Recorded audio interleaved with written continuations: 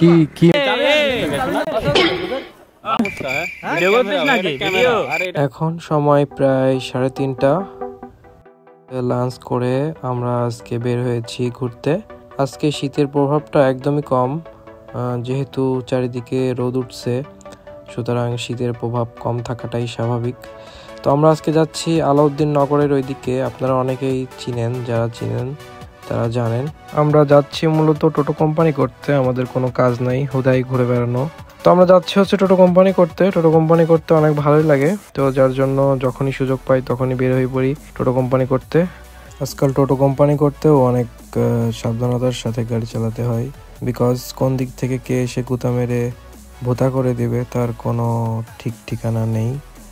জানিও না কখন কি দুর্ঘটনা ঘটতে পারে আমার সাথে। আলাউদ্দিন নগর থেকে আমরা বামে ঢুকে পড়লাম। এই রাস্তাটি গিয়েছে একদম পদ্মা নদীর কিনারাতে। আমরা আজকে ওইদিকে যাব, চলুন যাওয়া যাক। বেশ কিছুক্ষণ ধরে একটা বাইকে 3টা পোলাপাইন খুব ডিস্টার্ব করতেছে। একবার আগে যাইতেছে, একবার পিছে যাইতেছে, একবার সাপ খেলা দেখাইতেছে।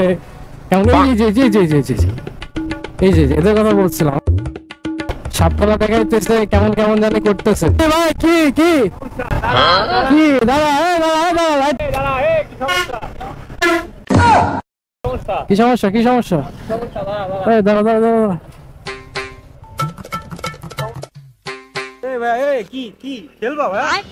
কি মানে? আরে নাই মানে ভিডিও করছিস নাকি? ভিডিও? আরে এটা হ্যাঁ, ভিডিও লাগানি আসিস, খেলতে পারিস না কিছু না? গাড়ি খেলতে গাড়ির সাথে নরমাল গাড়ির সাথে কি খেলবো? ভাষা বাংলাদেশে, ভাষা বাংলাদেশে।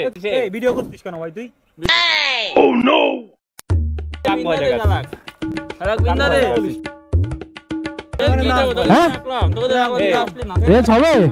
গাড়ি মানে সিজ কর। বাজা কোথায়? এই বাজা কোথায়? চিনিস আমাদের সাথে রেস খেলতে চাস? বাজা কোথায়? এই ভাই তোর বাসা কোথায়? কথা বলিস না কেন? আমার বাসা যেখানে হোক। কি সমস্যা ভাই?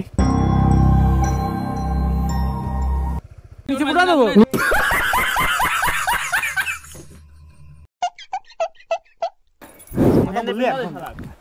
কি সমস্যা ভাই? কি ভাই, কি সমস্যা? কি একটা বিষয় এখানে কি পানু বড়া নাকি তোর? পানু বড়া, পানু দেখি সেটাতে। বাসা যেখানে হোক, তুই বেশি কথা বলছিস না ভাই, মারা লাগবে ভাই। অনেক জোরাজোরি কারাকারি করার পরে বাইকের চাবিটা পেলাম। মানিব্যাগ নিয়েছিল, মানিব্যাগ থেকে কিছু টাকা দিয়ে মানিব্যাগটা নিয়েছি। আর মানিব্যাগের ড্রাইভিং লাইসেন্স আরও আদার্স কিছু পেপারস ছিল যেগুলো অনেক ইম্পর্টেন্ট, তো কিছু টাকার বিনিময়ে মানিব্যাগটা দিয়ে দিয়েছে। পুরো মুডটাই নষ্ট করে দিল। এত সুন্দর ওয়েদারে একটু ঘুরতে বেরিয়েছিলাম। রাস্তাঘাটে সাবধানে চলাফেরা করবেন, অপরিচিত জায়গায় অপরিচিত মানুষের সাথে কোনো রকম ঝামেলাতে না জড়ানোটাই ভালো বলে মনে করছি।